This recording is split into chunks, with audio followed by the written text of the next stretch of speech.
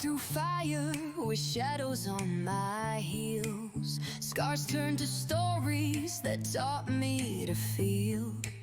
Lost in the silence, found in the flame. Now wear my battle cry without shame. This isn't the end, it's where I begin. A soul that remembers the fire within. Welcome back to another episode of A Warrior Spirit, brought to you by Praxis 33. I'm your host, Daryl Snow. Let's dive in.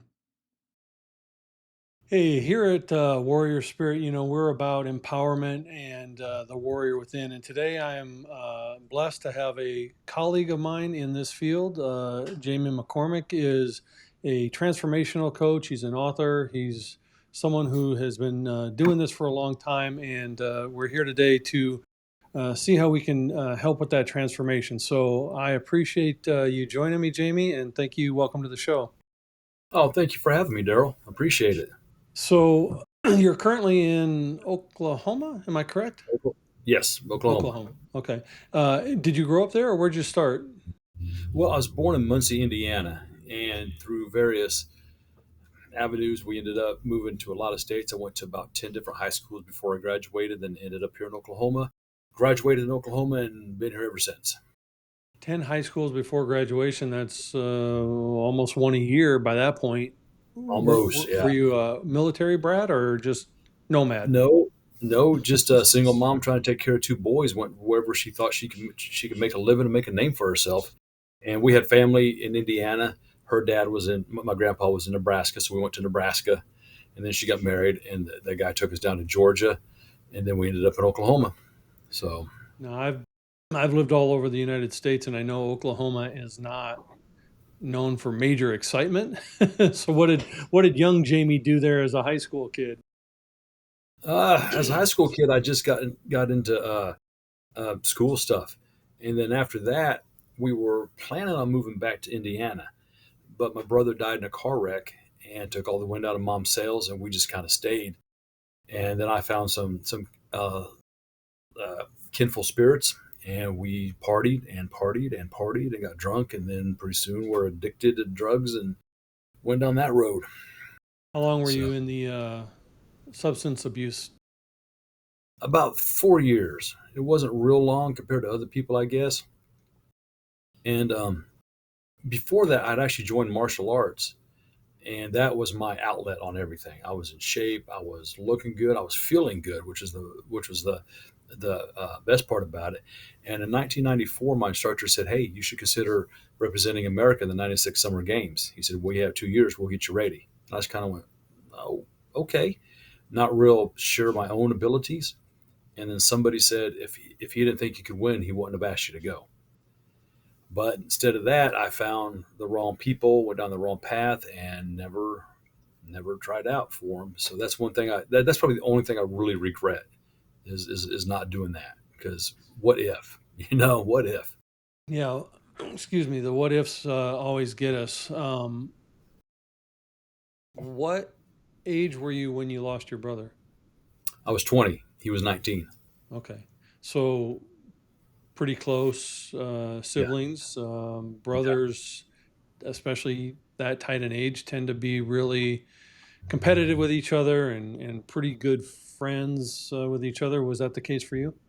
Right. Yeah. Growing up, we were competitive on what we liked, but he was into wrestling. I was into rock and roll, so he supported my musical taste. I supported his wrestling, so we were competitive in the things where we really went head to head on. But the things where we didn't, like whatever he liked that I didn't, I supported him in. So yeah, we were real competitive, but we were each other's best friends for sure. And I know, you mentioned your mom. My uncle passed away when he was 16, so I know the devastation that the entire family felt, at that age. What did that do to contribute to your downward spiral?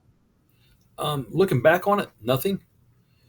When I started doing drugs, I never went, "Oh, my brother's dead. Oh, I miss him." No. The way I even started doing it, I have a friend who had a boss that he was working for, and the guy owned a house down in Texas. He was getting a driveway built, and he wanted my friend to go down and check on the construction of this driveway. He asked me if I wanted to go. I said sure. So I was sitting at his living room table. It was this round table, and he walked by and he said, "You want some?" And he threw it over my shoulder, and it hit the table. And then he walked off. So just from the get go, I don't believe in peer pressure.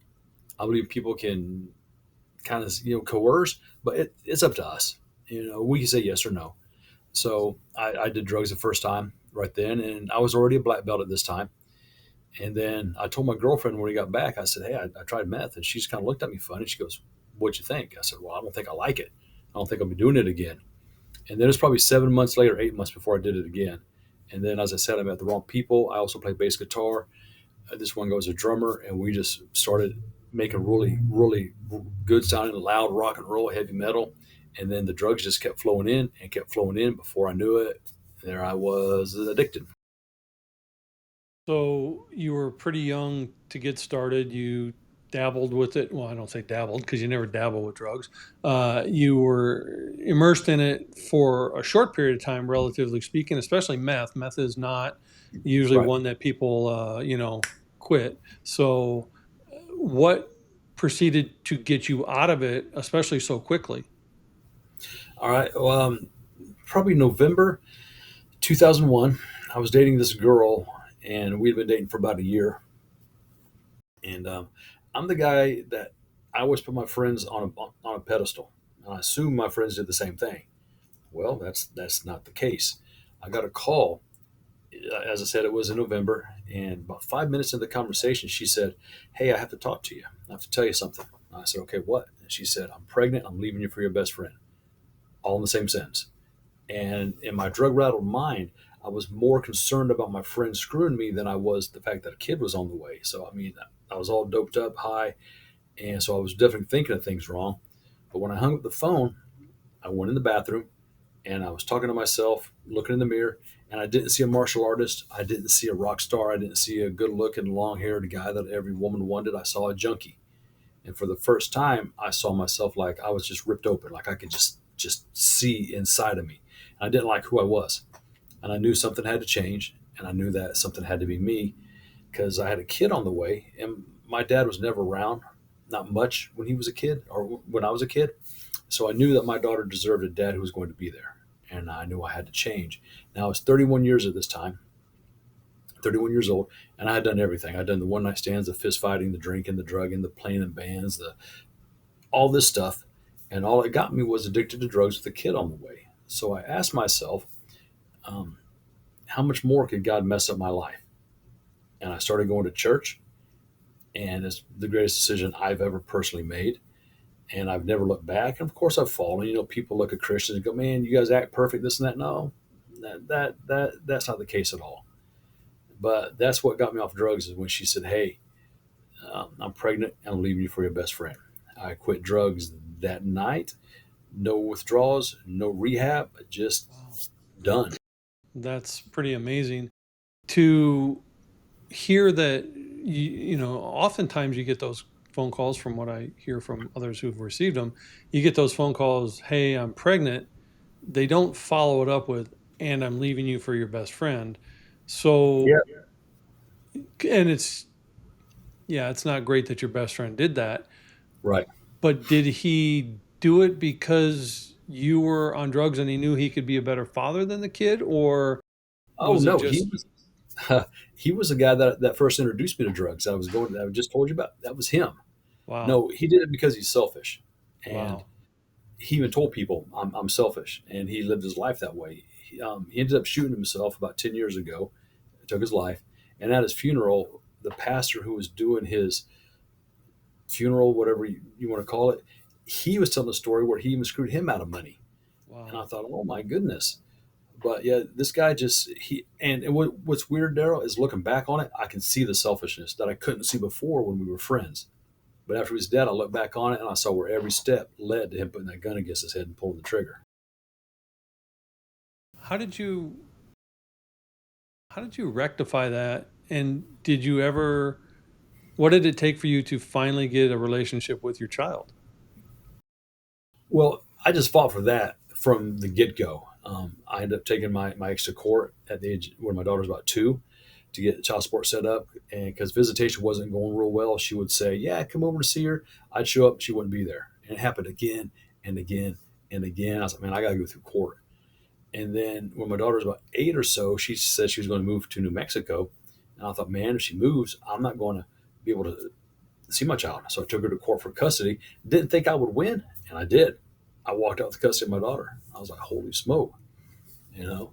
But how I rectified him, as far as shooting himself, we don't we don't get serious about life until our own mortality is faced, or the death of a loved one, or we're looking down on the coffin at somebody saying, "I should have, I would have, I could have." Yeah, but you didn't. And as I was looking down in his coffin, all of a sudden I had this peace. All of a sudden I forgave him. All of a sudden I wasn't mad. But it took his death to get me there. And I wish to God I could have done that when he was still breathing. I could have rectified. Yeah, I see that as a God moment for you as well. I Right. mean, definitely a God moment for you getting your child because, 9 times out of 10, the father doesn't stand a chance for that. So Right. I look at that as a God moment. I look at your forgiveness as a God moment. I interviewed a kid, and I say kid because I'm 60, but he was in his mid 30s, and he went to prison for stuff that he did as a youth, and he gamed the system enough to know how to get out early, but then he would always get himself back in. But Right. the last time he went in, he would, because he was a multiple offender, he was set to go for life. And the person that he wronged came into the courtroom, and the judge asked him, "Is the person who did this to you in this courtroom?" And he looked directly at this kid, and who had recently turned himself over to God and was rehabilitating himself in the prison system. But he looked directly at that kid and said, "No, I don't see that. I don't see that person in this courtroom at all." And you can be sure that God gave him different vision to not see that same person sitting there. Right. So, people who find themselves in those moments, belief or not belief, there's a God wink somewhere. Right. Absolutely. I believe my daughter gave me my daughter. I believe my God gave me my daughter to not only save my life, but to save my best friend's life. Because after I got that phone call, I went looking for him 3 times. I was going to smash his head in because you just don't do that. It's like I put my friends up here, like I said, you know, you just don't do that. But every time I went looking for him, I just put my head down and just let him walk on. I didn't touch him. And I thank God has given me my daughter for the purpose of saving my life and keeping me out of jail and stuff. So I can appreciate that. My daughter was my daughter's not biologically mine. My daughter is mine by choice, not by right, blood. When I married her mother, she was 2 years old, and I've been her father for the last 24 years ever since.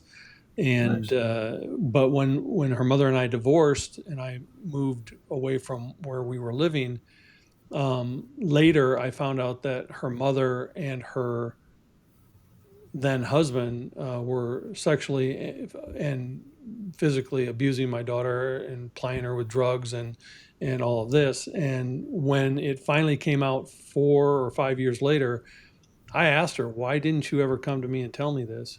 And she said, "I didn't want you to go to prison, and I didn't want to lose you too," because she knew right, my mentality, right? And I'm not sure that God would have given me the same grace that he gave you and not allowed that to transpire.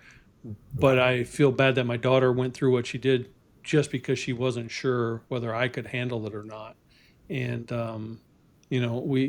we some of those things we have to look back and rectify, in different ways. So what then got you into the transformational speaking and the things that you've done since that point?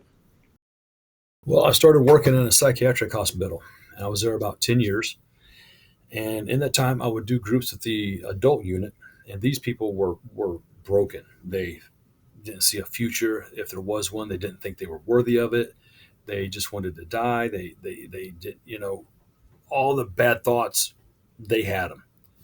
And when I first started doing the groups, I didn't know what to say. So I went, "Hey, I'm Jamie. You guys have a good day." And it was just kind of like that. And then I thought, man, I have to give them something to hang on to, something more than that. Now, we're not supposed to get real personal with them, but I just told them my story. Here's everything: death of my brother, death of my friend, birth of my daughter, the drugs, and martial arts. And then one of them asked me if I was a motivational speaker. And I said, no. And she said, well, you should be. And I just kind of blew it off. And then um, a couple weeks later, one of them said I should write a book. I just kind of blew it off. And then one of the nurses said, hey, you're pretty good. You should do that full time. And then a worker said it, a coworker. And then another patient said it. And then another coworker said it. And then I got to the point I was doing the best groups in the hospital that they were requesting me. And that was never my goal. I never wanted to be the best. Um, and then one of them said if I put my words on a CD, she'd listen to it in her car. And I started kind of listening to him at this point, like, man, maybe there's something going on here. But then more coworkers and more nurses and more patients were saying, man, you're good at this. And then an elderly woman, maybe in her 80s, maybe older, she was taking care of her grandkids because her kids were on drugs. She had come in before, and then she'd been out for a few months, and then she'd come back. And on the second time, she said, I want you to know your words saved my life. And that's when I backed up. I looked at the ceiling. I said, okay, God, I got something to say. So I wrote a book. I've started becoming a speaker, started my own business, getting my trainings out. But it's because of these crazy people in the psychiatric hospital. That's why I'm doing what I'm doing and trying to get out there. It's part of the reason this show exists is because I was told by God to help people turn their mess into their message, give the Right. voice to the voiceless, and make it a survival guide for others. And it's amazing how we fight doing that because we feel in our own brokenness we don't have anything worth saying to others, you know. Right. And it takes a lot of internal work in ourselves to get to the point where we can see that that actually is of value to help somebody else get through whatever they're going through. Right. Sometimes when I still look at wanting to go be a speaker, I'm like, who am I? I'm some kid from Ada, Oklahoma. I'm an ex drug addict and all this stuff. I'm like, who would listen? And then I just sit here and I get on my own head and I'm like, everybody would listen. Everybody's going through something. My story's for everybody because I've been through so much, but it's not for every event, but it's for everybody, from the homeless guy to the CEO. We all have that story. We all have a pain. We all have a message that we need to get out because someone's depending on us. I heard it said one time that we have to succeed because other people are dependent upon it. And I feel, and I've heard, we're given our message, our position because, and it has to come through us because there are people who will only hear it in our voice. We Right. can, we can be on, you can be on stage with 15 other people sharing the same type of story, but someone is going to resonate with you and not them, and vice versa. So you all have to say it and all have to share it, you know. Right. And it takes courage to stand out and do that. You and I are colleagues because we do the similar type thing, but how we do it and what we do totally different. So Right. it takes both of us, right? Right. I had went to a speaking contest called Master of the Stage in Texas about a month ago, and I was all dressed up in my vest and all this stuff, and I was kind of looking at my hair, and I went, man, I think I should cut my hair. I mean, if I'm going to do it, I was going to 100% do it. So on the second day, I walked in, and I'm sitting there, and the guy walks up and he shakes my hand and goes, man, you got the coolest hair I've ever seen. And I went, all right, cool. And then I sit behind a husband or in front of a husband and wife, and she goes, when you hit the stage, she goes, my husband goes, man, look at that dude's hair. And people were just complimenting my hair, and I never told anybody I was going to cut it because it's none of their business. And I was talking to my pastor about it. He goes, well, maybe that's your thing. He goes, maybe you have to look like you do to reach certain people who look like you look. Yeah. And I went, all right, cool. So I'm going to keep my hair and just keep going. Yeah, when we show up authentically, the right people resonate with us, and when we try to fit a mold or fit an image, I've told this on several shows, so people who are listening have heard this, but I've been in the personal development space for over 40 years, and I've seen everybody. I started listening to the Zig Ziglars and the Tony Robbins and the John Maxwells. And so you get this image of what you're supposed to be in this stage, in this Right. arena. And there was a young lady out of New Zealand who she's only in her mid 30s, and I'm never far enough advanced in my learning that I can't learn from everybody. So I started listening to what she had to say. And one of the things that I really was attracted to her about was the fact that she was willing to drop the F bombs, not egregiously, but just as part of her natural speech. And it was like so foreign to this space that someone was willing to talk authentically.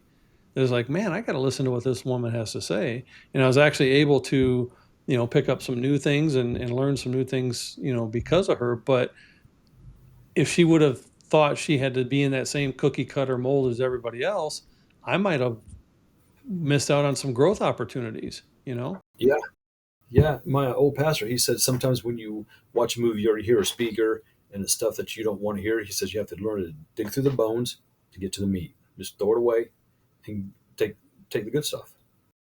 Yeah, you've been through a lot of stuff and you've done a lot of things. So I'm going to bring up these elements here, and I kind of want you to kind of go through them a little bit. You talked about you being the author, A Man Rising. What's the Right. book about? My life in the lessons that I've learned, it starts from the night it starts from the night I overdosed. I almost died. I had gone to a friend's house and we were talking, and through the talking we were like, all right, man, let's get high. And I'd been up for many days, and we were doing intravenously this time, and I couldn't do it myself, so I asked him to do it. And as soon as he got done, as soon as he pulled the needle out, I knew something was wrong. And I jumped up and I kind of crashed into him, and he stuck me with the needle again, accidentally. And I took about 4 steps, and the ceiling caved in, and the walls closed in, and I couldn't breathe. I got real hot. I took about 3 steps, and I went, and then I passed out. And the next thing I remember, I was laying on his bathroom floor. I didn't have a shirt on. I had cold rags on my face, my head, my arms, my stomach. And his girlfriend was a nurse, and she was taking my vital signs. And I heard her say, "Oh my God, he's burning up. We have to get him to a hospital." My heartbeat was over 230 beats a minute, and that's stinking fast. Of course, I refused to go, but that was the time I almost died. And the only reason I know I made it is because God had a plan for me now. And so the book starts with that, and then it goes into my birth and just on through the life of everything. And I got the name of Man Rising because at first I wanted something rock and roll, like thunder and lightning, something like that. And I met a friend, or I had run into him, and he shook my hand. And as he shook my hand, he said, "A Man Rising." And I went, "Ooh, that's the name of the book." So it's called A Man Rising because we're all rising. Um, and man doesn't mean like male, but it's human. But A Right. Man Rising, that's how I got the name. And the picture on the bottom where I got my arms out, that's where I went to an award show and talking to a producer about turning my book into a movie. And we're going through that aspect about what it would cost, what it could look like, the procedure, what needs to happen, and all this and that. And the Quiet Fighter, I had asked Chat GPT. It learns as you use it. And I was like, from everything that you know, because I put my thoughts in there, and I get them down. And then I say, what am I? Who am I? And it came up with the Quiet Fighter. So that's totally an AI generated thing right there. That's still And pretty Skate cool. Angry, right? Are you Yeah. going to use that for the title of your movie? Oh, actually, I hadn't thought about it, but that would be, well, I don't know, because I wasn't real quiet. Well, Yeah, you're there rock was and nothing roller. quiet. Right. There was nothing quiet about me, man. I mean, I've been in bands, I've been teaching martial arts. I don't get nervous getting on stage unless it's like 40 bazillion people. And then Skate Angry, that was a skate company that I started a couple years ago, and I'm trying to get it off the ground. And what we do is we sponsor kids who can't afford to get to events. We sponsor to get them to the events and help them become world champions. But we do it with respect, integrity, and discipline, because skaters have a bad rap. Even though it's 2025, you, people think of skaters and they think punks or scum or whatever they want to think. So we challenge them biblically. Our skate angry scripture is Proverbs 34:8, which says, "Taste and see that God is good." We want people to see that God is good by how we treat other people. All the money that we get goes to sponsoring the kids, homeless veterans, feeding those who need food, paying car payment if you need it, your rent, whatever we can do will help. And then, of course, building the business and building Oklahoma's largest indoor skate park. So that's where all the funds are going toward. And we're trying to start a monthly contest, give away 2 decks a month, give away 24 a year to kids that can't afford it. It's called a Why I Ride contest. And they have to write 3 to 5 sentences about why they skate. Well, we don't want to hear, oh, it makes me free. Okay, why does it make you free? We want the nuts and the bolts, the nitty gritty about why you like to skate. And then the Texas, that is a new crypto coin made by Bobby Gray coming out of Texas. When Texas was going to secede from America a couple years ago, he made this coin that was going to be Texas's currency. And Bobby Gray was on the congressional committee to Congress talking about the validity of Texas coin. He's been doing it for like 10 years or something like that. Well, Texas didn't secede, but they still have the coin. So what we do is we sell miners. So it gives you coins daily. And it was at 44 cents when I joined back in March, and it's at almost $2 now.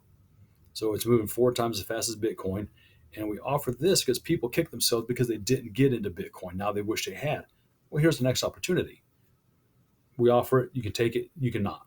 But I've already made my investment back on it. So everything from here on out is just clear profit on it. So that's what all that stuff's about.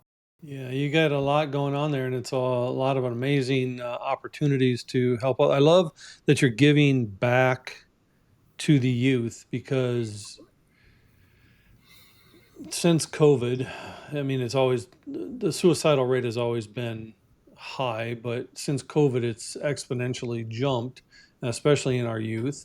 And I think, a lot of, as a suicide, survivor myself, I think hope and opportunity are things that drive people in that direction. They lose their hope, they see no opportunity, and they think that the world around them will be better without them in it.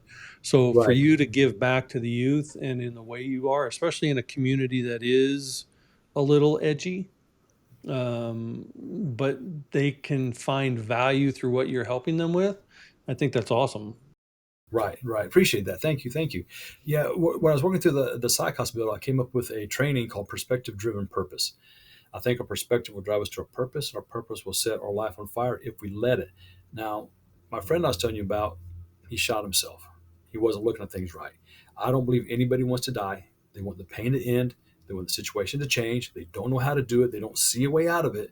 Well, let's help you do that. And I start by telling them suicide is a permanent solution to a temporary problem. Whatever you're going through, we can get you through it. You may not like the outcome. It may not be exactly what you're wanting, but we can get you through it. So I've come to understand that people's perspective are the whole reason that we disobey God, that we disobey our parents, that we disobey the police, that we disobey this, that we do this, because of our perspective on such figures as that. You know, the way Satan got Eve to sin in the garden, he didn't get her to turn against God. He got her to doubt what he said. He just changed her perspective. Well, did he say that? Well, gee, I don't know. Did he? Yeah, he just told you that. But we start disbelieving what God said, and then that leads to disobedience. Yeah, perspective So our on perspective, perspective is everything, especially, when it comes to what our purpose is supposed to be. right? We question all the time, are you sure, God? Are you Yeah, sure? You sure you want me? Well, even Moses did. He said, "No, you want my brother Aaron. You don't want me." right, Uh, right, no, I want you. right. And even Gideon said, "Man, I'm the smallest guy, the smallest tribe." God's like, "You're the man." You're the man. You know? What do you feel is a common thread for why the society is turning towards that doubt more than they are towards the belief? While they're turning toward doubt, I think it's selfish. I think it's pride.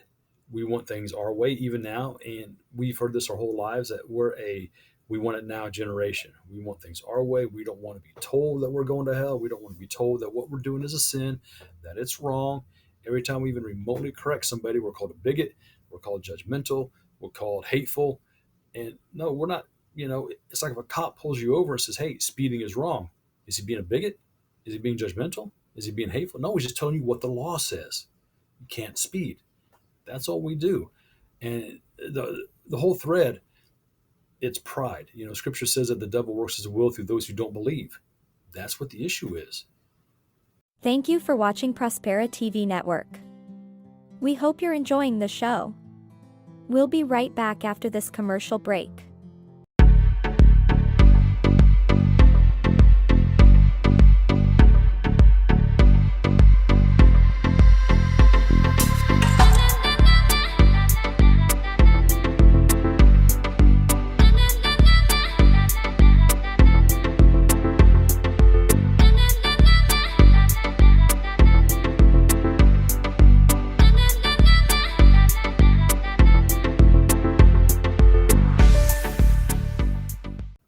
So when you are encountering these young folks and you're encountering your audience when you're giving your transformational talks, what is it that what is your main message that you're telling these people that turns that doubt that you just talked about into the hope that they need to move forward? I don't know if there's any one thing. I remember I had a patient one time who told me, she said, I'm not coming to any groups. I'm not doing any of this. When you come to the hospital, you have to go through groups as part of your treatment plan. And I said, I'll tell you what, you come to my group. If you like it, you come to the rest of them. If you don't, you don't have to come to any of them. And I didn't have the authority to say that. That's beyond my pay grade. But I told her anyways. So she's standing at the back of the room like this, just not having it. About halfway through, I look up and she has her hands on the back of a chair and she's looking at me. And I'm thinking, okay. So, and I just keep talking. And when I was done, she came up, she shook her finger in my face. She goes, I've never heard that. I'll be back. And she came to every group after that.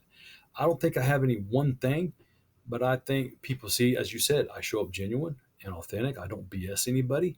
I don't care about their psychosocial. I don't care what they've done or what they're in there for, or why they bought the ticket to the event that I'm speaking at. I don't care. Um, and I don't even care if I get paid. Now, I need to get paid. We got to travel. I'm not trying to say that. I care that when I'm done, something goes off in their eye and they go, I get it now. I Mm. understand. And I think what I do that some of the others don't, not all of them, but some don't, is I genuinely care about them. I want them to change. At the end of the day, I don't care if they buy my program. I don't care if they buy my book. I'd rather give them a hug with a tear in their eye. Let's talk. And that's what people want, is someone that makes them feel seen, heard, loved, instead of just a ticket buyer or a guy they can push pills into, or someone that you can upsell to. Yeah, I think that's what makes those of us doing this that are non charlatans special, is because we put their needs ahead of ours. We're there genuinely to serve them, not sell them. Right, And we have a way for them to move forward if they want to, but that's not our primary purpose for being there. And right, that is where real transformation occurs, is when we're there for them to start with, not for our wallets. I used to right, train salespeople, corporate, and I'd have to tell these people all the time, if you take the dollar signs out of your eyes, it will go to your pockets. You have to be there with them yes, first. yes, So, and I don't care, whether it's the janitor or the CEO or anyone in between, you're there to find out what they need and help them with that. It's the old Zig Ziglar adage, you help enough people get what they want, you'll get what you want. right, And there's so much truth in that people forgot. We're all here to help service others. right. I remember whenever I do a group like at the hospital or I do a stage, I tell people, you're the most important person. You're why I'm here. And I tell that to everybody. And I believe our life is ours to give away. God didn't give us He didn't give me my problems and my triumphs. He didn't give me my pain and my healing to just hoard it and go, look what I came through. Well, how'd you do it? Doesn't matter. No, here's how I got through it, and you can too. So is that your main message when you're on stage or helping people? What is your main message that you want to impart with them? The main message, well, like I said, I don't know if I have a main message through it all, other than I want people to know that life is better because they're in it, and they're worthy simply because they exist. Because God don't make no junk. You have a purpose. Let's get your perspective lined out. Let's get you to it.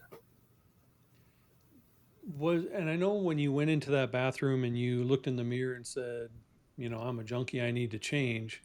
Was there anything prior to that that also popped in your mind that helped you through that transition, or was it solely I've hit rock bottom and now I have to build my way up? It was solely I've hit rock bottom and I have to build my way up. But one thing that did help is I had a child coming. So I had a little something to focus on. And once I focused on her, then God showed me I have all kinds of stuff to focus on. I have mom and friends and family. Even though my brother had passed away, I still got family. I still had friends. I still had a future, But when you're partying like that, our goal as partiers were to get as high as we could, as quick as we could, as hard, as fast as we could, and take you with us or leave you in the dirt. That was our whole goal. Once it got that bad, we just didn't care about nobody. I didn't care about any woman except to do what we do. I didn't care about any man except for the money in his pockets. That's all we wanted. It got pretty rough.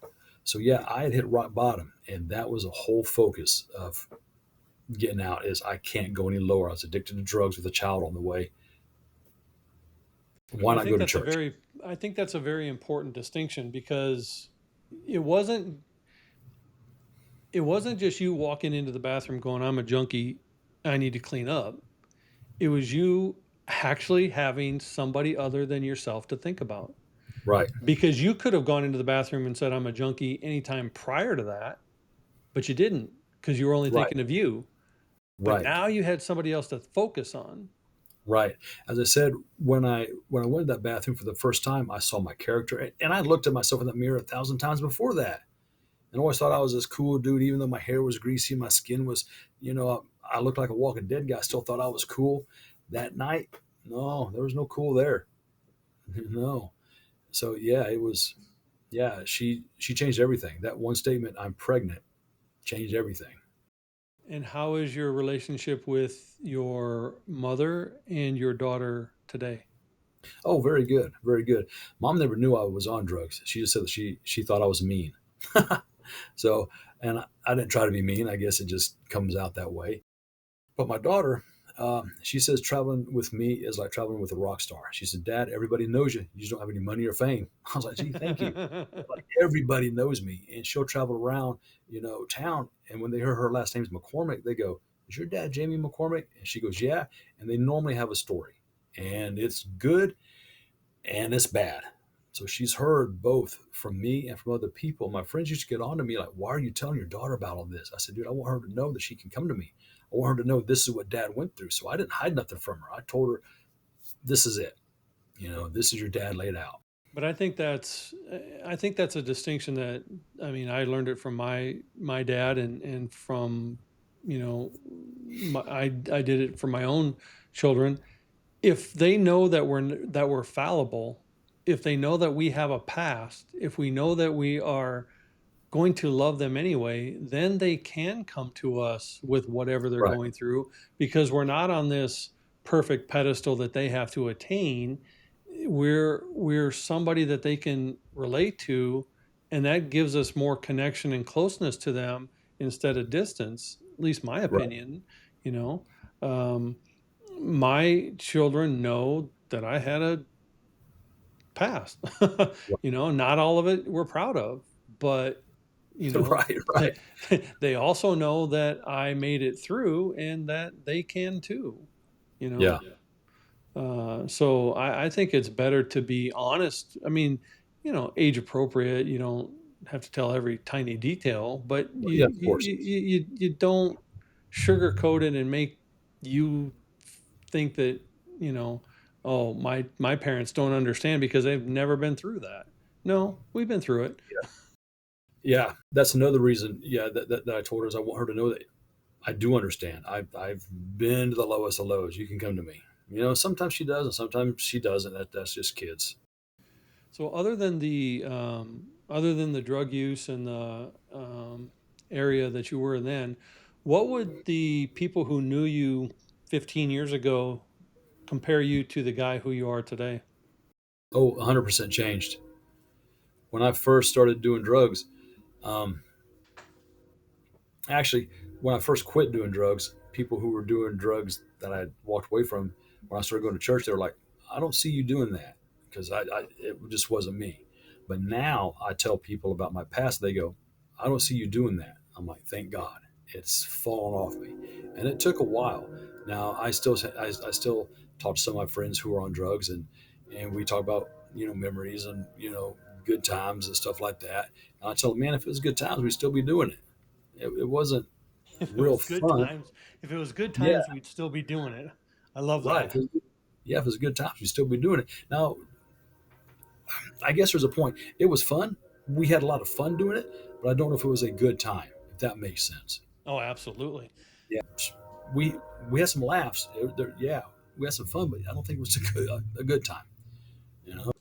So yeah, if it wasn't fun, I mean, if it was fun, we wouldn't be doing it, or we'd still be doing it. But I like the introspective that you have, and the fact that you can discern, those kind of facts. What would you want the Jamie of 15 years from now look like? Oh, that's a good question. I get Okay, one per well, show. right, right. Okay, I'm starting to build a legacy. The scripture says, a man should build a legacy for his family. I'm starting to now do that at the age of 55. I didn't pay attention when I was in my 20s, and mom said, save your money, invest, da, da, da. I partied and drank it all away because it's better to be friendly than have money. Who'd have thought? So 15 years from now, look like a guy that has finally found earthly success. My ultimate view of success is standing before God and hearing, well done, good and faithful servant. But 15 years from now, to finally have that earthly success because I've finally dug in and finally got my head out of the sand, um, and done what I know to do. And I've had people in the speaking field, in the author field, in the crypto field, and all this stuff give me advice, and I go, yeah, okay, but I just really didn't follow it to the point where I was busy, but I wasn't productive. Well, now I'm getting productive. So 15 years from now, I'll be a man that has found earthly success, set it for his children and their grandchildren until Jesus comes back. I love that, and I can certainly relate to that. There was a lot of years where I was busy but not Right. productive, and now it's time to get productive while being Oh, it's busy. been time. Right. Yeah, I'm a few years down that road further than you, so my time is shorter. My brother-in-law said this once, and it really put it in perspective to my wife and I. If you live to be the age of our parents, technically you only have 20 Christmases left. Right. When you start thinking of age as 5, 10, 15 years, that kind of is abstract. But when you Right. say you only have 20 Christmases left, then you know how fast that goes. Right. When I turned 18, my uncle, or no, I turned 21, my uncle said, don't blink. Your life's going to fly by. And it seemed like it took longer to get from birth to 21 than it did 21 to 55. Hmm. I just flew by. And when I do my groups, I tell people, man, if I die when I turn 80, I have 25 years of life left. I have less life ahead of me than I do behind me. And, but we may all die tomorrow. We don't know our time. God says it's appointed for man to die on, whenever. But I always ask people, one of my big things that I talk on is redeeming the time because I've wasted so much of it. And so I ask them, if an angel were to come down and say, you're going to die in a month in exactly 30 days, how hard did you fight to get forgiveness or to give forgiveness? How hard did you fight to reconcile that relationship or to get that business off the ground? Well, here's the sad truth. You may die in 30 days. What are you waiting on? And that's usually when they go, like it sits in. Yeah, we may have 30 days. What are we waiting on? Wow. Can you elaborate a little more on the redeeming time? Because I think that's a fascinating concept, and I really would love to go a little deeper with that thought. Okay. I'm a huge superhero freak. I love the idea of men flying through space or crawling on walls. I think that's cool. From the very first Marvel movie, Iron Man, to Endgame, it's 96 hours. And I've watched all of them, so that's 96 hours I can't get back. I had something happen with my daughter. She almost died. And I can't help but think if I'd have took those 96 hours and talked to her instead of telling you how Captain America throws his shield, maybe things would have been different. In scripture, King David said, help us number our days that we may gain a heart of wisdom. In other words, let us know all we have is now. Let's do something wise with it. And that's redeeming the time, redeem what we have left. I don't watch movies like I used to.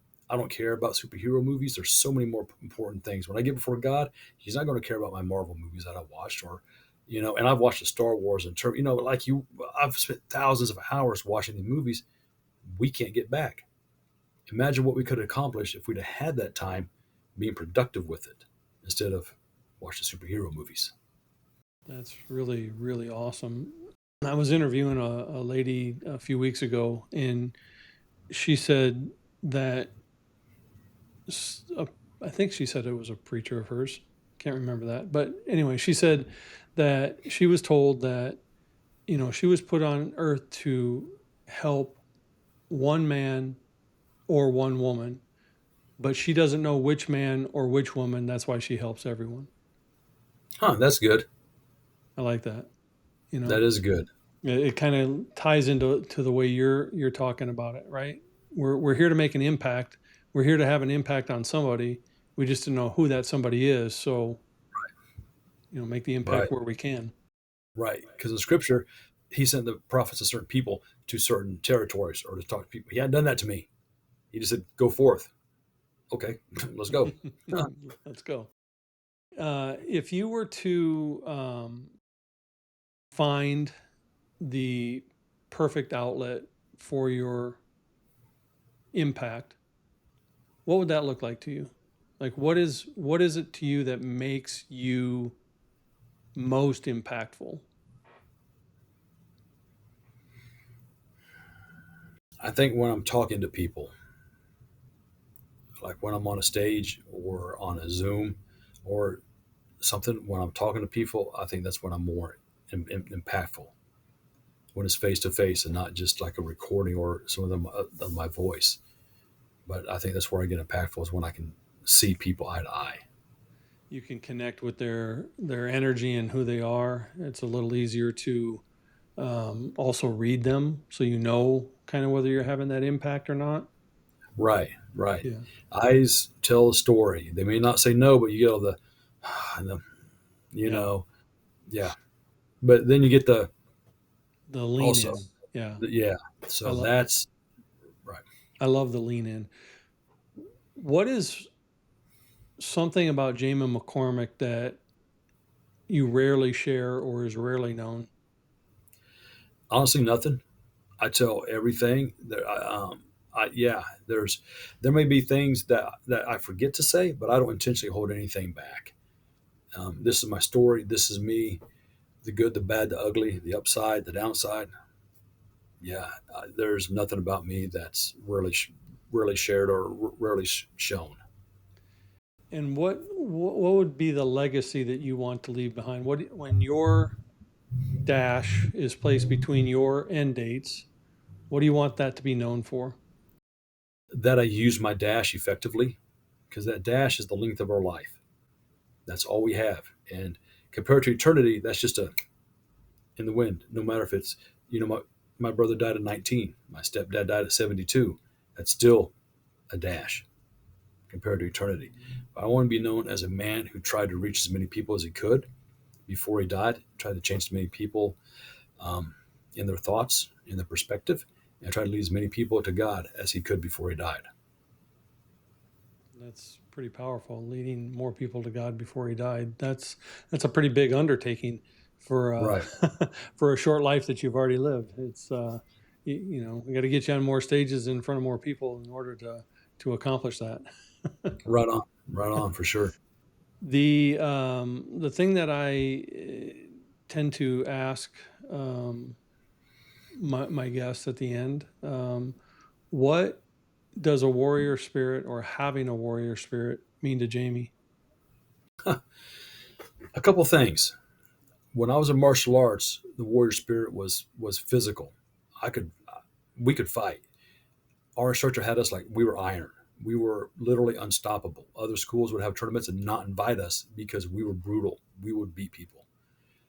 And then when I got addicted to drugs and the thing happened with my daughter, she almost died, I couldn't physically fight that. My fighting had to change and it became spiritual. It became, it's like it says, we don't war against flesh and blood. And I fight now on my knees. And a warrior spirit to me is I get from the superheroes. Um, when they're outnumbered, when it looks grim, they go anyhow. That's a warrior spirit. Yeah, you may get beat, you go anyhow. You may get hurt, you go anyhow.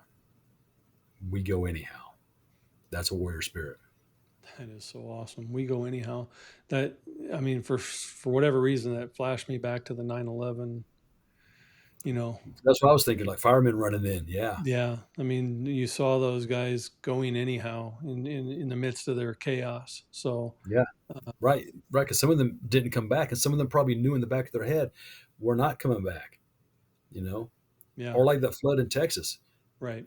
Guys saved in or jumped in to save girls and lost their lives, and they Yeah, knew they could, and they went anyhow. I That's a warrior love that. spirit. That's so awesome. Just curious, because I'm a big fan of rock and roll myself, and I also, consider myself a Christian, close to God. Right.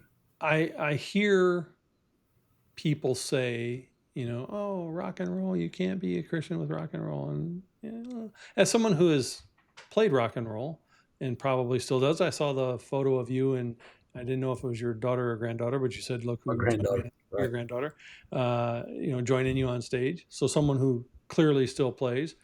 What do you tell those critics that say, you can't play that kind of music and still be a Christian?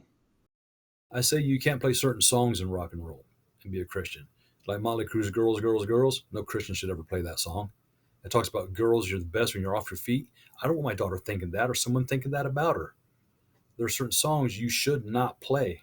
Or like Anarchy in the UK, where it says, I am the Antichrist. No, why should a Christian ever play that? So we can play rock and roll all we want.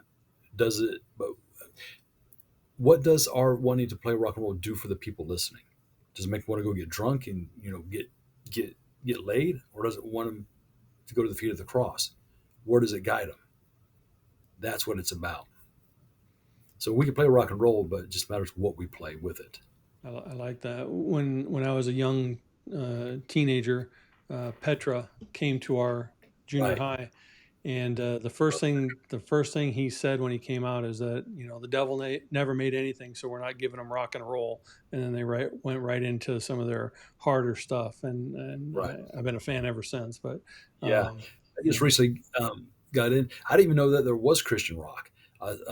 I saw a band called Disciple live, mhm. and before that, I had seen Jeremy Camp and Rebecca St. James, and it was all kind of the same show, same rhythm. So I was in the back, like, whatever. And these boys hit the stage like thunder.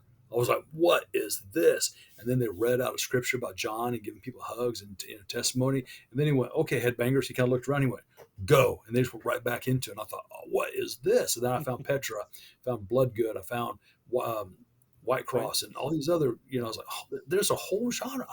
As a metalhead, how did I not know this? you Yeah, know? it probably But yeah, felt like home. it did. It did. I love it. I got rid of my secular rock and roll Spotify, and it's just all Christian now. Bloodgood and White Cross and all these other guys, and it Nice. rocks just as hard. Yeah, and music is universal. The Right, message in there is different depending on the genre and how it's portrayed, but right. music itself is universal, and it does heal the soul sometimes depending on the music. So I think a connection to music is normal. Right, I do That's too. I heard a pastor say the reason it's so connecting to us is because it's the only thing on this earth not man-made. oh, that's interesting. Yeah, it comes from heaven. It's the only thing we can make songs, but the music itself is not man-made. It's the only thing not man-made. And when I still hear an old Bon Jovi song or Motley Crue or Poison, it takes me back to when I first heard it. I have those memories come flooding in. I'm like, oh yeah, I remember that. I can smell the room I was in, Yeah. or whatever it was, a basement or whatever. But yeah, it's the only thing on this earth that's not man-made. That is awesome, and that just reminds me. I saw a show once, and they were showing and playing the actual music that the stars actually make. The Huh? the Okay. rhythm and the beat, and they had it.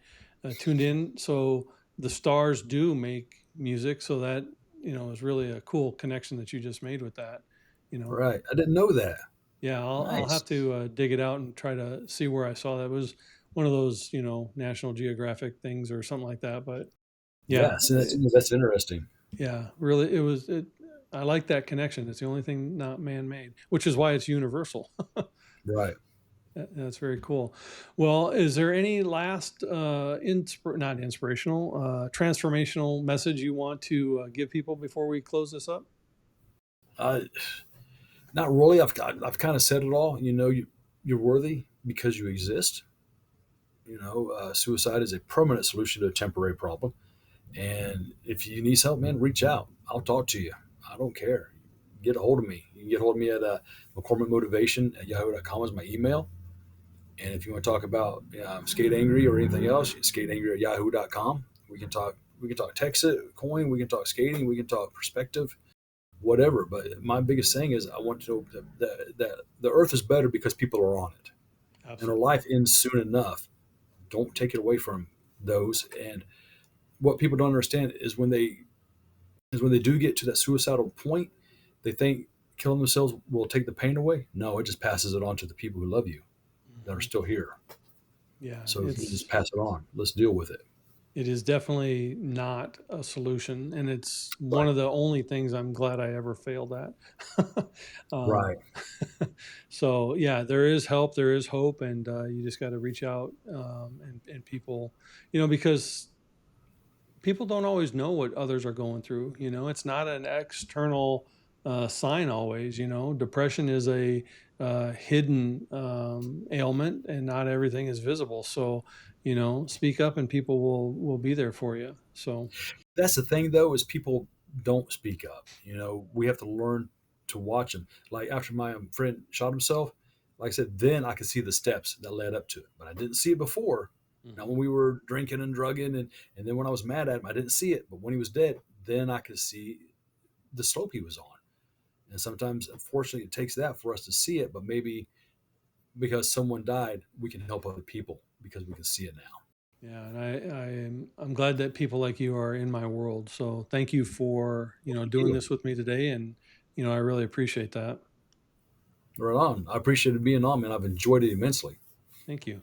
And if you'd like to connect with Jamie, he does have his website, skateangry.com. He also has his social platforms, Facebook, Instagram, and LinkedIn. He did provide his email address. So, be sure to connect, reach out, and speak up. And as always, I want to thank you for joining us on this edition of A Warrior Spirit. We're now on all the major platforms, as well as Wednesday evenings at 8 Eastern Time on Roku via the Prospera TV app. But wherever you find us, be sure you like or subscribe so you catch all the episode. And as always, the journey is sacred, the warrior is you.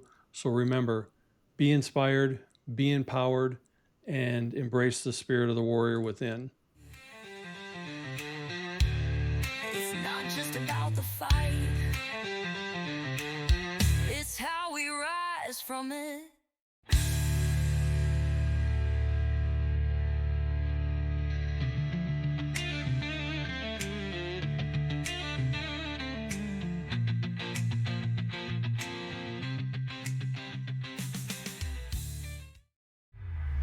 This is your Prospera era, where dreams align with grace, abundance flows like rivers. You've stepped into your place.